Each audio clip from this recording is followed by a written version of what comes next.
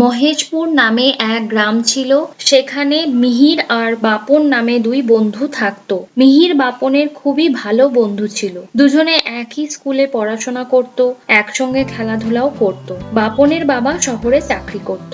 বাপনও school পাশ করার পর শহরের এক কলেজে ভর্তি হয়। তাকে গ্রাম ছেড়ে চলে যেতে হয়। মিহির, আমার বাবা আমাকে শহরের এক কলেজে ভর্তি করবে, তাই আর একসাথে পড়াশোনা করা হবে না। আমাকে এই গ্রামটা ছেড়ে চলে যেতে হবে, আর তোকেও ছেড়ে। জানি না বন্ধু কিভাবে থাকবো তোকে ছেড়ে, খুব কষ্ট হচ্ছে। মন খারাপ করিস না, সব ঠিক হয়ে যাবে। আর মাঝে মধ্যে তো তুই গ্রামে আসবি, তখন দেখা হবে। চিঠি দিস। বাপন শহরে চলে আসে আর একটা কলেজে ভর্তি হয়, আর মিহিরের সঙ্গে চিঠিতে কথা হয়। মাঝের মধ্যে গ্রামেও আসতো। বাপন কলেজে পাশ করার পর বিদেশে একটা চাকরি পায়। বিদেশ যাওয়ার আগে সে একবার গ্রামে মিহিরের সঙ্গে দেখা করতে যায়। আমি বিদেশ চলে যাচ্ছি মিহির, 5 বছর পর ফিরবো। জানি না তোকে ছেড়ে কিভাবে থাকবো। 5 বছর তোকে দেখতে পাবো না। তবে হ্যাঁ, চিঠি পাঠাবো, উত্তর দিস কিন্তু। বন্ধুকে ভুলে যাস না। হ্যাঁ, প্রিয় বন্ধুকে কখনো ভোলা যায়? তুই সাবধানে থাকিস। মিহির গ্রামেই থাকতো। স্কুল পাশ করার পর বাড়ির আর্থিক অবস্থা ভালো না হওয়ায় তার আর কলেজে পড়া হয়নি। মিহির গ্রামে বাবার জমিতেই চাষবাস করত। 5 বছর পর বাপন বিদেশ থেকে ফেরে। বাবা, অনেকদিন মিহিরের কোনো চিঠি পাইনি, তাই ভাবছি কাল একবার মিহিরের বাড়ি যাব। 1 মাসের ছুটিতে এসেছি, কদিন ওর বাড়িতে কাটিয়ে আসবো। হ্যাঁ, মিহির আমাকে দেখে এতদিন পর খুব খুশিই হবে। তা বেশ তো, যা কদিন থেকে আয়। মিহির তোর ছোটবেলাকার বন্ধু।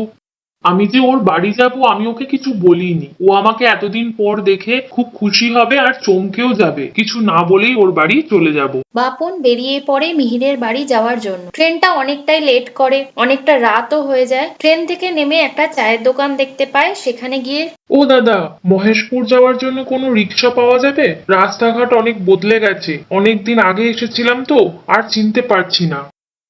না দাদা, এত রাতে কোনো রিক্সা পাবেন না, আপনাকে হেঁটেই যেতে হবে। কোনো শর্টকাট রাস্তা বলতে পারবেন মহেশপুর যাওয়ার জন্য? ওই শ্মশানের পাশ দিয়ে একটা রাস্তা আছে, তবে রাতের বেলা ওই রাস্তা দিয়ে যাওয়াটা ঠিক হবে না। ওই রাস্তায় রাতের বেলা গ্রামের লোকেরা কেউ যায় না। বাপন হাঁটতে শুরু করে আর ভাবে যে শ্মশানের পাশ দিয়েই যাবে, কেননা অনেক রাত হয়ে যাবে, আর সে ভূত পেতেও বিশ্বাস করে না। বাপন রাস্তায় হাঁটতে হাঁটতে শ্মশানের পাশে আসতেই দেখে মিহির দাঁড়িয়ে আছে। কিরে মিহির, তুই এখানে? তুই কি করে জানলি যে আমি আসছি? আমি তো কোনো খবর দিইনি। আমি এদিকেই হাটে এসেছিলাম, তাই তোর সাথে দেখা হয়ে গেল। এই বলে বাপন মিহিরকে জড়িয়ে ধরে। মিহিরকে জড়িয়ে ধরতেই বাপনের মনে হলো মিহিরের গাটা একবারে শীতল ঠান্ডা বরফের মতো। মিহির বেশি কথা না বলে বাপনের পিছনে চলতে শুরু করলো। মিহির বাড়ির সামনে এসে বলে, যা, তুই বাড়িতে যা, আমি একটা কাজ সেরে আসছি। বাপন মিহিরের বাড়িতে দরজা ধাক্কা দিলে মিহিরের মা দরজা খোলে। কেমন আছো বাবা বাপন? তুমি এত রাত্রিরে কি করে এলে? কেন? মিহির তো আমায় নিয়ে এলো আর বলল তুই বাড়ির ভেতরে যা, আমি আসছি। মিহির তোমায় নিয়ে এলো? ও তো 2 মাস আগে বাইক অ্যাক্সিডেন্টে মারা গেছে, তোমাকে জানাতে পারিনি বাবা। কি বলছেন কি? তাহলে ওটা ওর আত্মা ছিল? হ্যাঁ বাবা, তোমরা দুজন খুব ভালো বন্ধু ছিলে। ও যে তোমায় খুব ভালোবাসতো। জানলার দিকে চোখ পড়তে বাপন লক্ষ্য করলো কালো একটা ছায়া চলে গেল।